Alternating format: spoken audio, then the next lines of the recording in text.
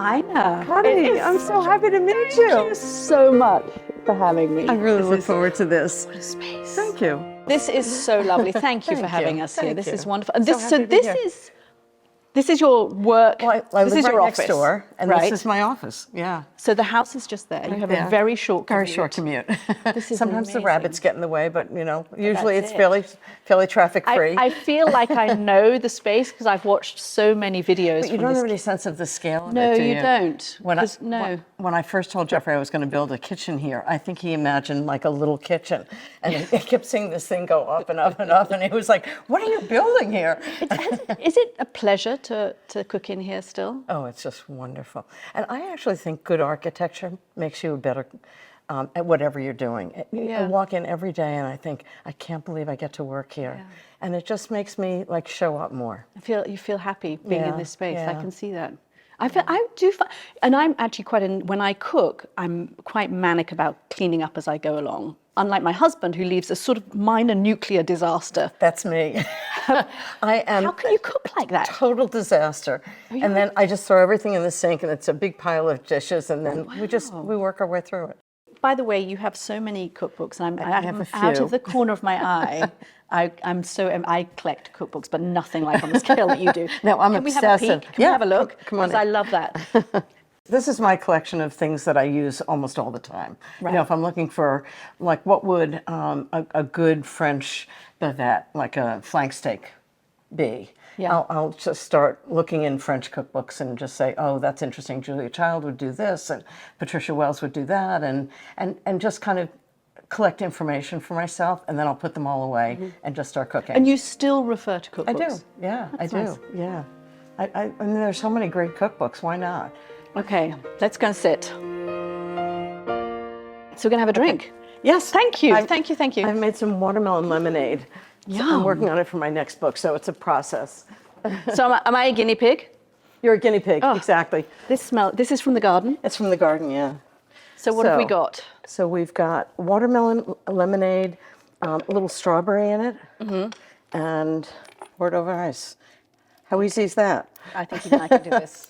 You think I have enough mint here? I think we could just grow a mint bush in there.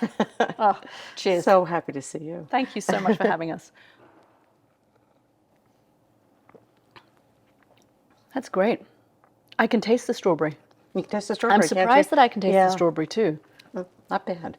And what I'm good. always looking for is layers of flavor.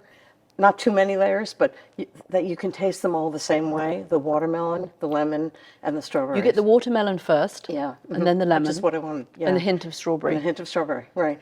And then a smell of mint. and the smell of mint. And it looks beautiful too. How would it be with a shot of vodka in it? I happen to know. And it's delicious.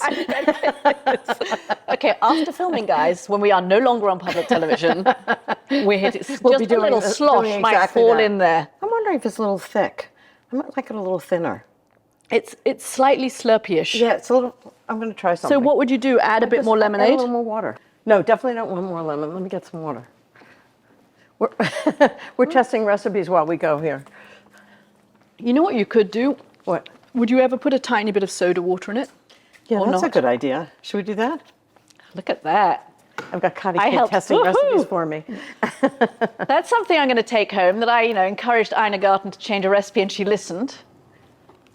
If it's bad, I'm taking no responsibility, by the way. That's a great idea. I like that. This is a very at-home kitchen. I feel very at home in here. Slosh it around. Yeah. Here. Okay. That's Actually, I like the color better. It's a little lighter pink. Not a bad idea. Okay, that's perfect. Mine is perfect now, refreshing, and I like the bit of soda water. I like the it's a fizzy little in more refreshing. And that's how I develop recipes. Do I give you a small credit? Yes, exactly. That's nice. Not bad. More than not bad. Good. Right, let's go and sit. Okay.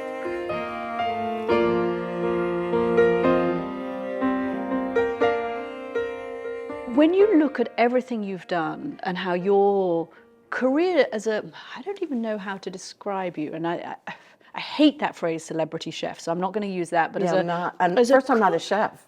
You are certainly I'm a a home celebrity. cook. You're a home cook. But Yeah. so what would you say your influence has been? What if you've been, you are incredibly influential. Why? What is it? Well, thank you. I don't know that I am, but you know what I love? I love when I walk down the street and somebody leans in and says, "You taught me how to cook, thank you." And that to me is just, it just gives my life meaning that I never expected to have. I wrote a cookbook thinking I was trying to figure out what I was going to do next after I had a specialty food store, but I just didn't have anything to do. So I thought, well, I'll write a cookbook while I figure it out. I had no idea that's what I was going to be doing. So it's kind of like my life. You've just got to jump in the pond, splash around, and do something, and you never know where it's going to lead to. And that it led to a place where the way Julia Child taught me how to cook, I've been able to teach other people how to cook. It's just a great pleasure. And it's Just extraordinary. There's something about you, I think, and you've described it as, particularly because all your Instagram followers are younger. Many of them are younger. It's a huge range, isn't it? A huge It's range of extraordinary. people. I mean, Yeah. you've got older people, I'm sure, watching your shows from the Food Network from years ago. Yeah. When I mentioned the people I'm interviewing for this show, it's always the young people who said, "Oh, you're interviewing Ina Garten." Isn't that interesting? I don't think all of them even cook. I mean, people follow you who don't cook, but it's something about you and your persona. I mean, that sounds terribly grandiose, but it is something about your persona that people love. Well, I think it's accessible. It's not like first carve the pumpkin and then make the pumpkin soup for it. It's like, just make pumpkin soup and it's delicious, and people will, it's about taking care of each other. I think we need that. And young people don't have like mom in the kitchen anymore or grandma in the kitchen anymore, so they don't know how to cook. And I think it's just one of life's great pleasures is to cook for people you love. And I think they kind of miss that. Did you think all those years ago when you were sitting in the White House? The answer is no. The answer is no. So you were we have to go back here though, because you were in the White House working on nuclear energy policy, working in science, obviously. And clearly something was missing. I mean, something drove you to leave. So you were in the White House, you have this job that most people would die for, a job in energy policy and nuclear energy policy.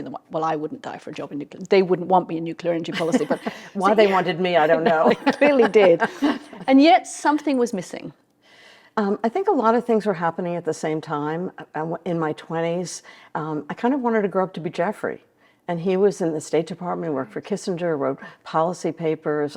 I mean, I'm of a generation where women didn't necessarily go to work. Right. And so the role models we had were the men that were around us. And so I wanted to be Jeffrey. And when I was offered this job in the White House, I thought, okay, this is what I want to do. But then I hit 30 and I just thought, this isn't me, this is Jeffrey. And I love to cook. I love to renovate old houses. I love the creative stuff. And I was doing that as soon as I got home, but I wasn't doing it my work. And I saw an ad for a business for sale, and it was a specialty food store. And I came home and I said to Jeffrey, that's what I want to do.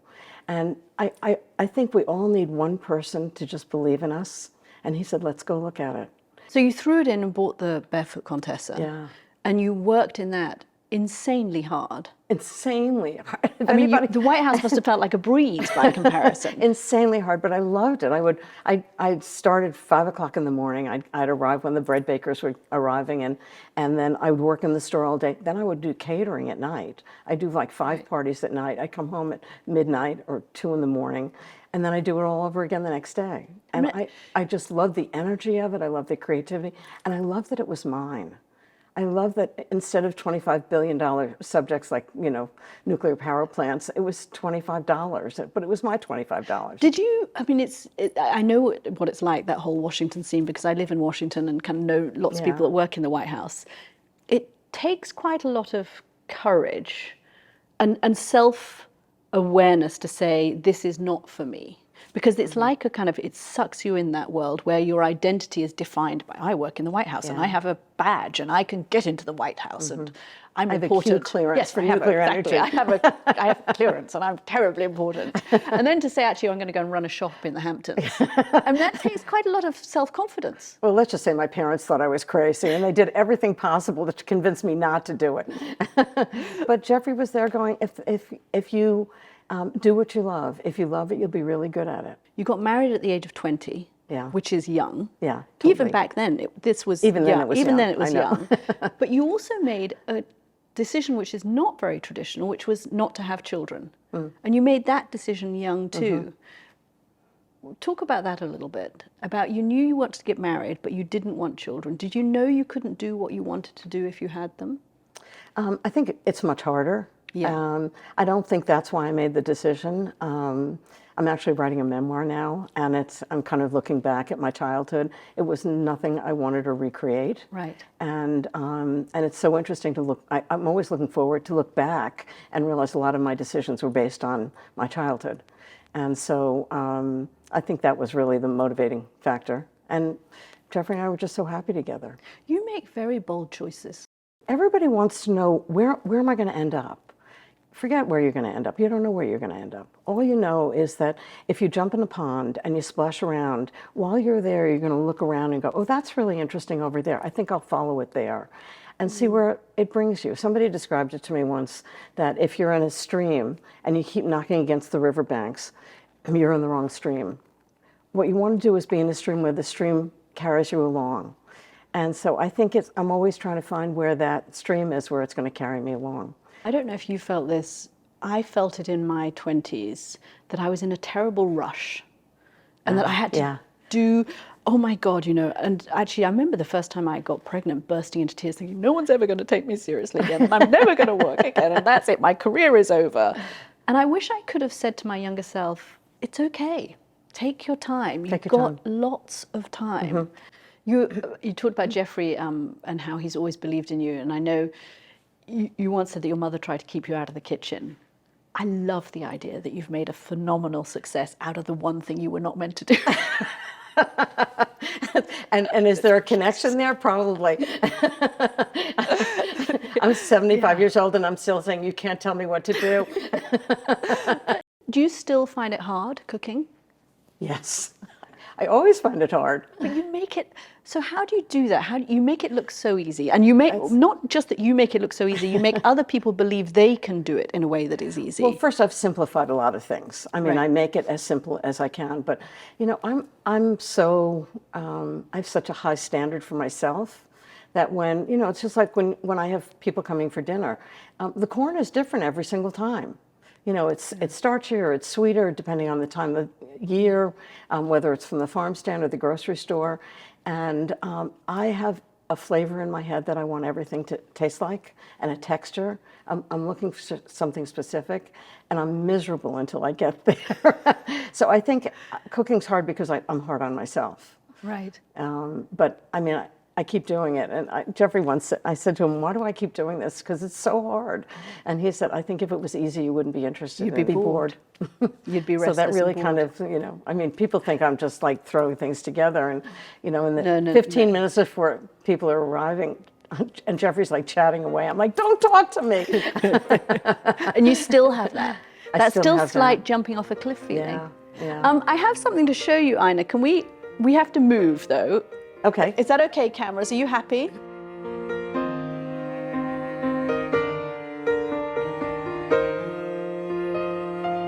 Okay, wait. Some photographs. How do you like? I like the box of Coke. This is me in a tent. In France. I want the whole story because every time I've read about this story, it's. I mean, how heaven, a teenage camping trip with a man you love on no money, on $5 a day. $5 a day, that's all we had. And we bought a tent, we bought a sleeping bag, we rented a car. It was a Renault Quatre, and the stick shift was on the dashboard, and it was red. And it rained every single. That's it. In the background. It rained every single night for 4 months that we were on this camping trip. So we would take out the back seat of the car, and we'd sleep in the car, and I would cook in the car. Were you happy? Oh my God, I was just so happy. And at the end of the 4 months, we actually wanted to keep going. And I thought, oh, this is a good sign for a marriage, that after 4 months in a tent that was like this tall, we were still having fun together. Just looks like happiness to me. This one, I know you know this one, but I love it Yeah. too. This is the beginning. That was the beginning. That was the first store that I bought. It was 400 square feet. And because I knew nothing, the deal I made with the woman who sold me the store, who was a wonderful teacher, is that she would stay with me for a month and teach me how to cook and slice smoked salmon and tell whether the brie was ripe. And I decided I was going to be very creative, and I did all of this new signage, which so at this the was time not was how very you bought 60s. it. No, it was very 60s to have that font and to have the name go straight up like that. And tell me about the name, the Barefoot Contessa, because originally you didn't like it. When it was named, the woman who sold me the store was Italian, and when Right. she was a little girl, they used to call her the Barefoot Contessa, which is about, it came from a movie. It's kind Yeah. of a dark movie, but it has an idea of being elegant and earthy. And when I bought the store, I thought, I don't want to call it the Barefoot Contessa. It doesn't say food. It doesn't say where it is. It doesn't say who it is. But I didn't know anything about the business, so I thought, I'll just wait for a year and then I'll change the name.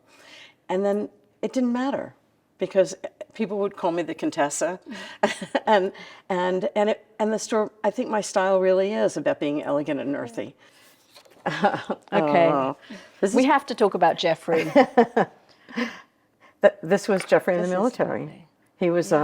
He was aide to the general in charge of the Green Berets. He was a paratrooper. I mean, everybody sees Jeffrey as this incredibly gentle, sweet guy, which he is, but he's also incredibly smart and really good, wonderful guy. This is after you were first married and Jeffrey was in the military, and you were apart for a year. Well, he was in the military for 4 years. One of them, he was in Thailand. Right. And so, yeah, I was finishing college. And he was gone. He was in Thailand, and they said dependents couldn't go to Thailand where he was. And I kind of said, okay. And then at some point after I graduated from college, I thought, well, they can't tell me I can't go to Bangkok. So I got myself a flight just by myself. You're I don't a know rule that breaker. What? You're I'm a rule breaker. I'm definitely a rule You're a breaker. rule breaker. And I got myself a flight to Bangkok, and he came to Bangkok and picked me up. And we went to, amazingly, there was a Dartmouth club. He went to Dartmouth, the Dartmouth club dinner that night, and we met somebody who said, just come live with us. So I went and lived with him, and I would go back and forth between where Jeffrey was in the middle of Thailand.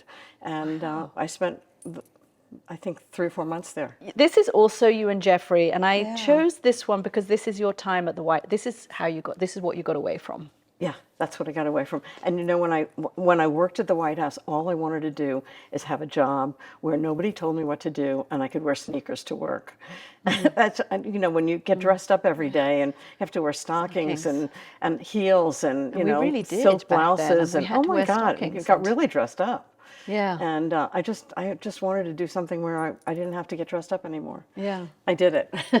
We were talking earlier about, what people love about you. I think your marriage to Jeffrey and your love story with Jeffrey. Thank you. Don't you think? I think there's something so. I got very lucky. I really did. I think he's incredibly generous. He has this huge heart. He's smart. He's funny, and he really believes in me, and I believe in him. And what more can you want? What more could you want? Exactly. And he's so much fun.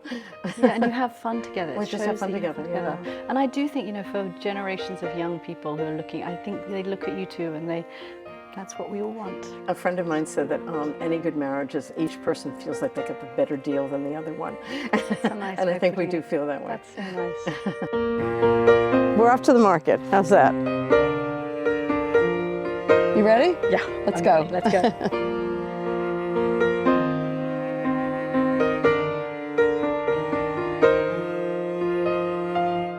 Isn't this great? And they grow all their own everything. Tomatoes. Do you come at this time of produce year and and- just want to buy everything? Yeah. And I think we are, aren't we? These are the frozen. best. They have the best melons. These But their look like- corn is just So the extraordinary. melons look like what I would see in France. Yeah. How do you choose a melon? And it's very simple. What you don't want to do is press it because you'll give it, it'll have brown spots. Okay. So what you want to do is just smell it. If it smells like a melon, it's ripe. So that one smells pretty right. That one's perfect. Perfect. Yeah. So would you like some corn? I would love some corn. Let's see. here, hold the bag one sec. Everybody always pulls that back the top. Yeah. You shouldn't do Don't. that. Yeah. If there's worms it's in it, fine. you cut them off. Cut the Yeah. worms off. How's that? They're the best. The donut peaches. Those I Have you ever had them? Oh, we'll have to get I'll some. have to try one or two of We will those. definitely have to get some. Will you hold this? Yes. See these two? You can just. They just smell smell like them? peaches. Yeah. So you know when you buy produce and it's got a little brown spot on it? Yeah. It's because somebody pressed it. Oh, that's because somebody pressed it. Yeah. So never press it. I never press. Just smell. Just smell it. See that one? I'm not smelling as much. That's right. Yeah. I'm not either. God, it's the best time of year, isn't it, for produce? Fabulous. Okay. Okay. Are we ready? Okay. Perfect. Look at these tomatoes. sounds These so are good. So beautiful. Yeah. The ones I love are these ones. The ones that are slightly. Yeah, me too. Yeah. Their flavour. Aren't they gorgeous? Fab. And look at all of that salad. Gorgeous. So I don't know how we're going to Hi. check out because I have no money at all. Does anybody have money? Thank you. This is wonderful. We've got people running in with Okay. credit cards. I like that. That's very nice. You're all set? Thank you so do you, much. okay, I'm assuming with the corn. This is all for you. Oh, thank you. My going home. It's a very tiny going you. home gift. So what- And peaches. Do you have any advice on the corn? What would you do? I would just put it in a pot of boiling water for like 7 minutes. Boiling salted water for 7 minutes. A bit of butter or not even? And butter. Oh, definitely butter. Butter. Butter is Yeah, what makes everything better, right? Always. Butter makes all the difference. Will you come back and I will. spend another day with I me, would please? love to. Thank you, Ina. Thank you. Thank That you was so much. nice. Oh, Thank you. just I've got to give you back wonderful. your hat, sadly. That was really just the nicest day. Thank you. It was That's a just treat. wonderful. Thank you for being so kind Thank and you. generous. Oh, don't be silly. And Thank you for welcoming us. coming. And for all of the tips. I think we shared lots of tips. Thank you Thank so you much. so much. Bye. It was so good to see you. Bye, Ina. Bye, Katty.